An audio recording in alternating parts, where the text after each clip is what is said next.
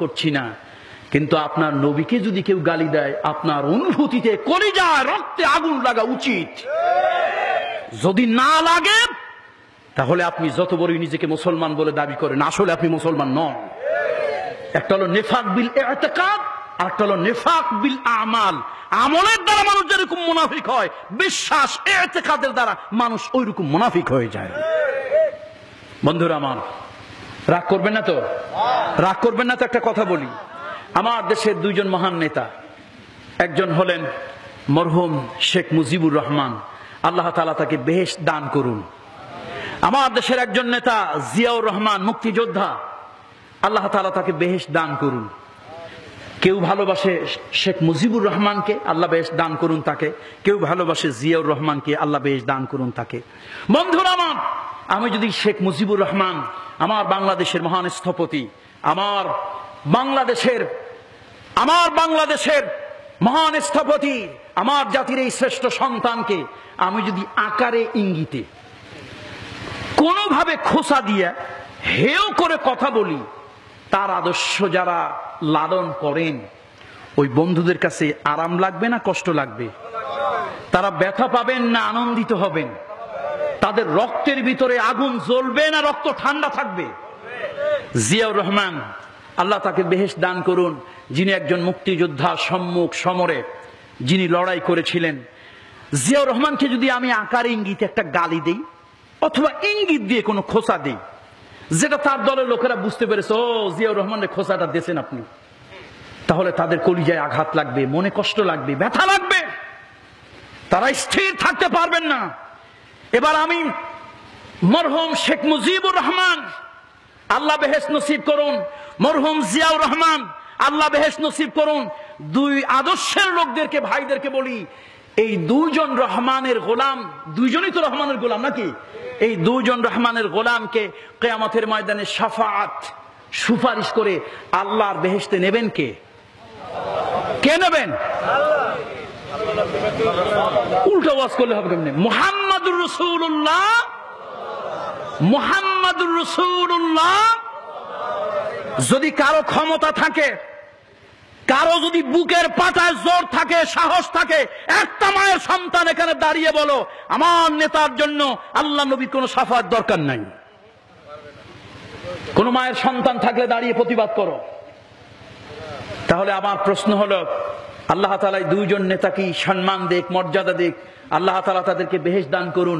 তাদেরকে আকারে ইঙ্গিতে হেয় করে খোঁচা দিয়া উপন্যাস লিখলে, কবিতা লিখলে, তাদের বিরুদ্ধে কথা বললে, গালি দিলে, তাদেরকে অপমান অসম্মান করলে আপনার কলিজায় রক্তে যদি আঘাত লাগে, ইন্টারনেটে, ব্লগে, সিনেমায়, রেডিওতে, টেলিভিশনে বা কোন জায়গা যেখানেই হোক, যদি বিশ্বনবীকে কটাক্ষ করে কেউ কথা বলে, আপনার কলিজা রক্তে যদি শিহরণ না জাগে, আল্লাহর কসম, আল্লাহর কসম, আল্লাহর জাতে পাকের কসম, আপনার নামাজের দাগ আধা ইঞ্চি যদিও কপালে থাকে, আল্লাহর কসম আপনি মুনাফিক, আপনি মুনাফিক, আপনি মুনাফিক।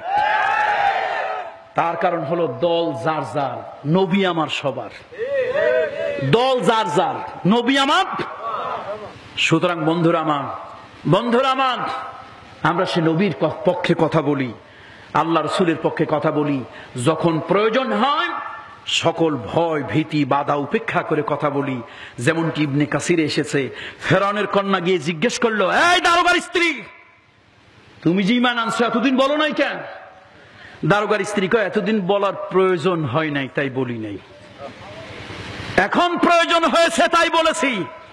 তুমি আল্লাহর পয়গম্বরকে ভৎসনা করেছো, আল্লাহর পয়গম্বরকে লানাত দিয়েছো, আমার ঈমান ওইটা বরদাস্ত করতে পারে নাই বলেই আমি তার প্রতিবাদ করেছি। ফেরাউন তার বুদ্ধিজীবীদেরকে ডাকলো, সভাসদদেরকে ডাকলো, তোমরা কি করতে বলো? উজির নাজিরা বলল, জাহাপানা এই দারোগাকে ধরে আনুন, দারোগার স্ত্রীকে গ্রেপ্তার করুন, তার সন্তানগুলোকে গ্রেপ্তার করুন, এমন দৃষ্টান্তমূলক শাস্তি দেন যে জীবনে আর কেউ এই তাওহীদের বাণী না পড়ে। সত্যি তাই করা হলো। ইবনে কাসিরের বর্ণনা, দারোগার স্ত্রীকে গ্রেপ্তার করা হলো, তার ছিল 4টা সন্তান। কয়টা? 4টা সন্তানকে গ্রেপ্তার করে আনা হলো, তার স্বামীকেও আনা হলো। এবার শাস্তিটা কি হবে? শাস্তি বলল যে দেখেন, এইরকম শাস্তি যে আগে কখনো হয়নি, এবং এই শাস্তি দেখে ভবিষ্যতেও আর কেউ তাওহীদের বাণী পড়বে না, এই আদর্শের দিকে আর ঝুঁকে যাবে না। শাস্তিটা কি? শাস্তি হলো আগুন জ্বালান, তার উপরে ডেক চড়ান, ডেককে একেবারে টইটুম্বুর করে তেলে ভরে দেন। তেলগুলো যখন টকবক করে ফুটতে থাকবে, ওই মহিলাকে বলেন তাওহীদ ছেড়ে দাও, তাওহীদ ছেড়ে দাও, তাওহীদ ছেড়ে দাও। যদি না দাও, এক এক করে তোমার 4টা সন্তান এই জ্বলন্ত ফুটন্ত তেলের ভিতরে ছেড়ে দেওয়া হবে। ইবনে কাসিরের বর্ণনা, তাফসীর ইবনে কাসিরের কথা বলতেছি। কোন সূরার তাফসীর করতেছি মনে আছে আপনাদের? আত-তাহরীম, শেষ 3 আয়াত। বন্ধুরা আমার, মুরব্বীরা আমার, বিবি আসিয়া কালেমা পড়লেন। এই কালেমা তিনি সাদে পড়েননি, কোন জায়গা থেকে কালেমা পেলেন তার বর্ণনা ইবনে কাসির দিচ্ছে। কিভাবে তিনি ইসলাম গ্রহণ করলেন, কিভাবে তিনি কালেমার মন্ত্র পড়লেন, এর আগে তিনি পড়েন নাই, যদিও মুসা আলাইহিস সালামকে তিনি লালন পালন করেছেন। এবার ওই মহিলাকে আনা হলো, 4টা সন্তান আনা হলো, ফুটন্ত টকবগে তেল, বলা হলো তাওহীদের ওই বাণী যদি ছেড়ে না দাও, তোমার সন্তানগুলো এক এক করে তেলের ভিতরে ছেড়ে দেওয়া হবে।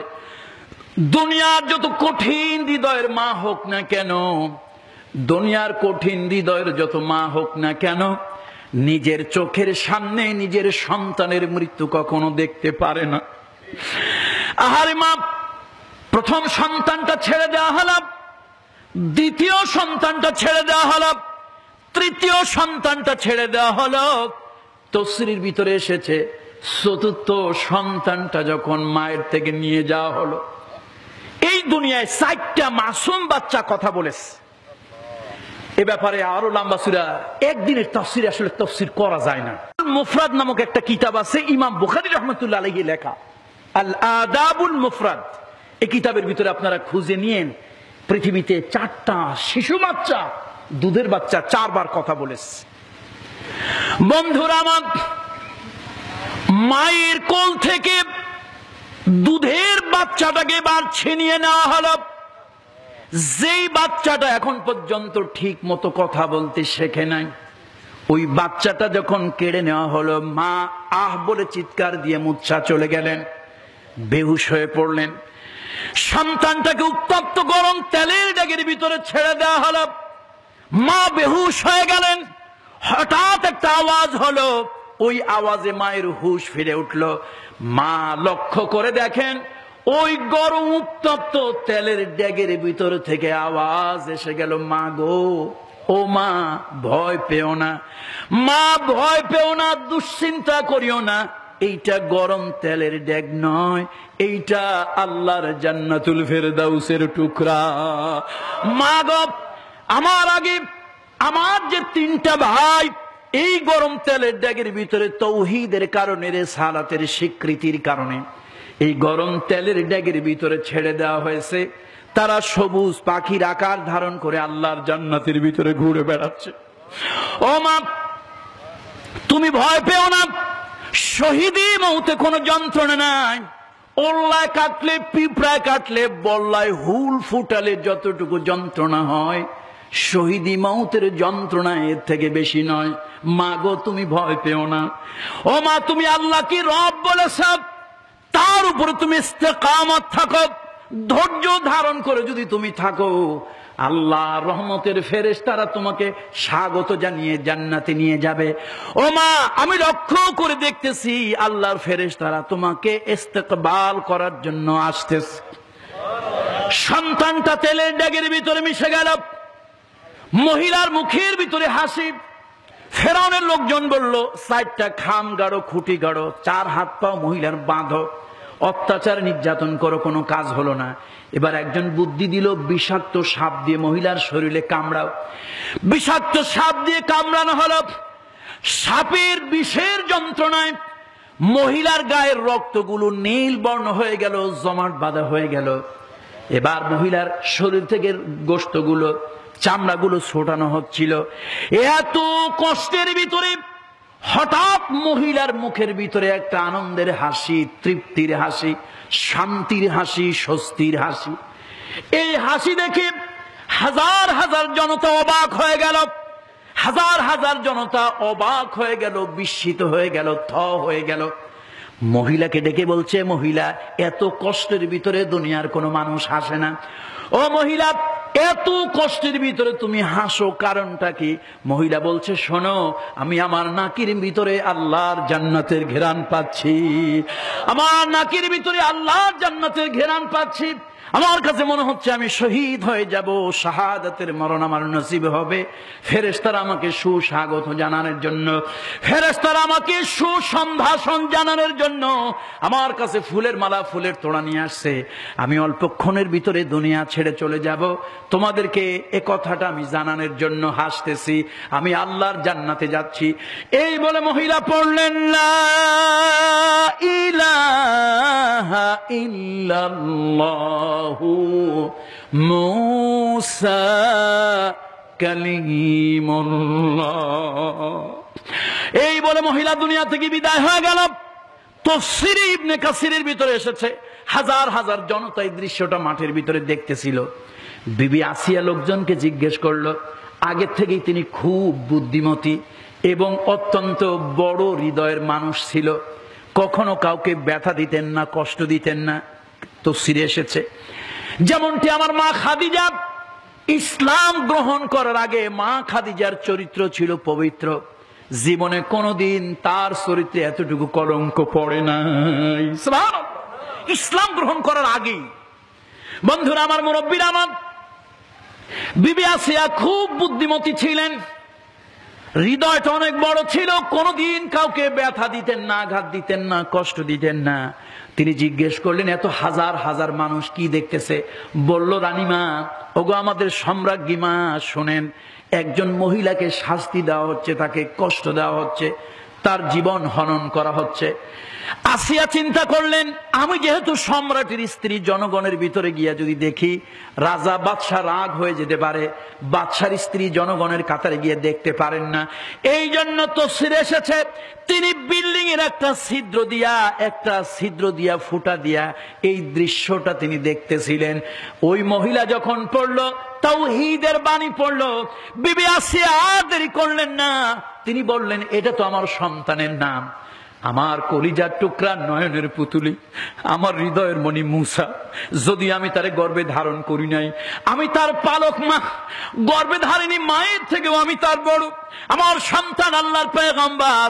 ওই সন্তানের উপরে নবী হিসাবে বিশ্বাস করে, আল্লাহকে রব বলে মেনে নিয়ে এই মহিলা যদি এত বড় পুরস্কার পেতে পারে, আমি পয়গম্বরের মা হইয়া আল্লাহকে কেন ভুলে যাব? বিবি আসিয়া এক মুহূর্ত দেরি করলেন না। ওই জায়গায় তিনি কালেমাতুশ শাহাদা, কালেমাতুত তাইয়্যিবা প্রকাশ করলেন, লা ইলাহা ইল্লাল্লাহু মুসা কালিমুল্লাহ। তিনি দ্বীনের ভিতর প্রবেশ করলেন। বন্ধুরা আমার,